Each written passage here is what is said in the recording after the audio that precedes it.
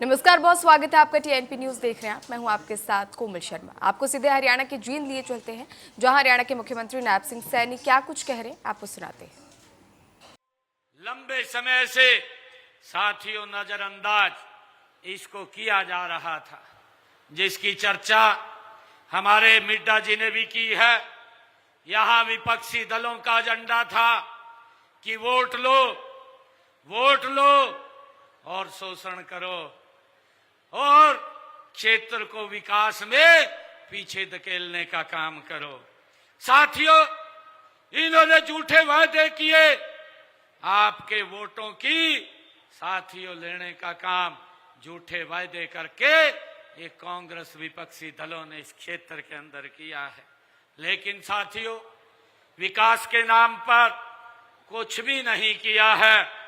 परिवारवाद की दलदल में फंसे हुए इन लोगों ने आपके बच्चों के भविष्य को लेकर कोई संजीदा यहां कार्य नहीं किया है।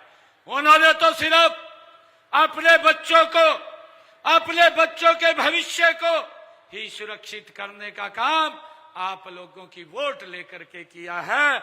लेकिन हमने इस क्षेत्र का हक सूद समेत लौटाने का काम ये हमारी सरकार ने किया है।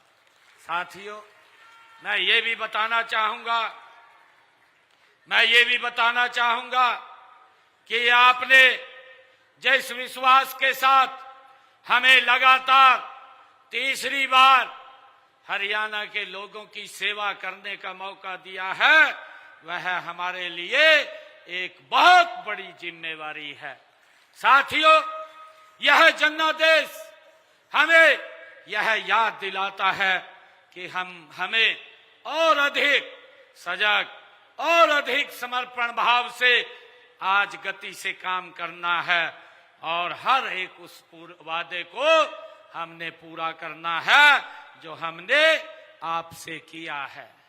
साथियों, हमने जो कहा है उस बात को हमारी सरकार ने पूरा किया है। साथियों, इसका प्रमाण है, मैं यह भी आप लोगों को बताना चाहूंगा कि हमने पिछले विधानसभा के चुनाव में यहीं जिंद की ऐतिहासिक भूमि पर मैं सबसे पहले जब मैंने अपना चुनाव प्रचार का प्रारंभ किया था, सबसे पहले मैं आप लोगों के बीच में आपका आशीर्वाद लेने के लिए आया था और मुझे ये गर्व है कि आपने वो भरपूर आशीर्वाद दिया है और उसका परिणाम है कि मैंने आपसे इसी भूमि के ऊपर 217 संकल्पों का एक वायदा किया था और 1 साल हमारी सरकार को हुआ है।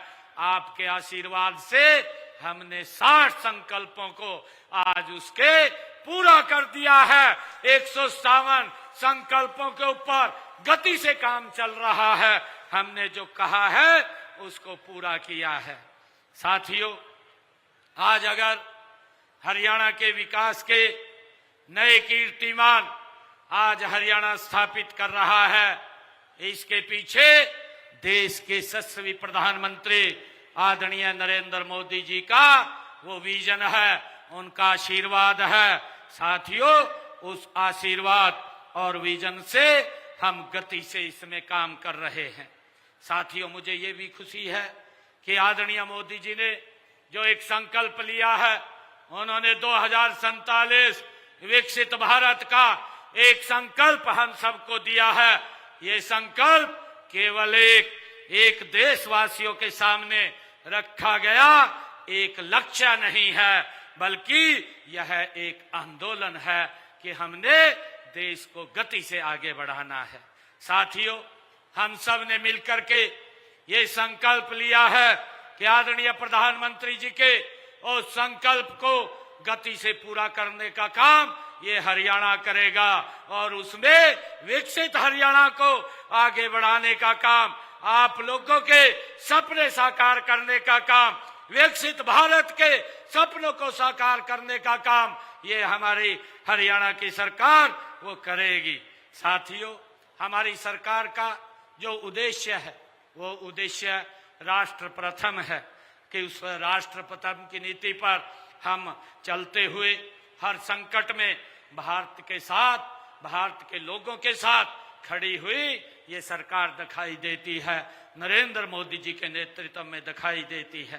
साथियों, माननीय प्रधानमंत्री जी का मैं आभार व्यक्त करना चाहूंगा।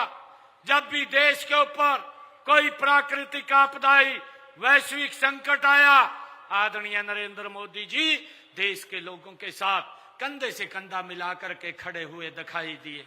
साथियों, मुझे गर्व है ऐसे प्रधानमंत्री के ऊपर। अगर कोरोना का कालखंड आता है, कोरोना के कालखंड में जब ना दवाई वैक्सीन होती है, परिवार के लोग भी दूर चले जाते हैं, उस समय में नरेंद्र मोदी जी देश के लोगों के साथ खड़े हुए दिखाई देते हैं। और साथियों, जब भी कहीं विश्व में कोई आपदा आई है, आदरणीय नरेंद्र मोदी जी ने भारतीयों को सुरक्षित भारत लाने का काम नरेंद्र मोदी जी ने किया है। साथियों, आज भी जब ये मिडिल ईस्ट की लड़ाई चल रही है और इस मिडिल ईस्ट की लड़ाई के अंदर जब पूरी दुनिया प्रभावित है, तेल, गैस, डीजल और पेट्रोल के दाम आसमान छू रहे हैं, मैं धन्यवाद करना चाहूंगा आदरणीय नरेंद्र मोदी जी का कि उन्होंने इसके ऊपर एक्साइज ड्यूटी को कम करके भारत के लोगों को एक बड़ी राहत देने का काम ये नरेंद्र मोदी जी ने किया है। साथियों, मुझे ये दुख भी होता है, मुझे ये दुख होता है क्योंकि विपक्ष के लोग, उनके पास कोई मुद्दा, कोई साथियों उनके पास नीति नहीं बची है।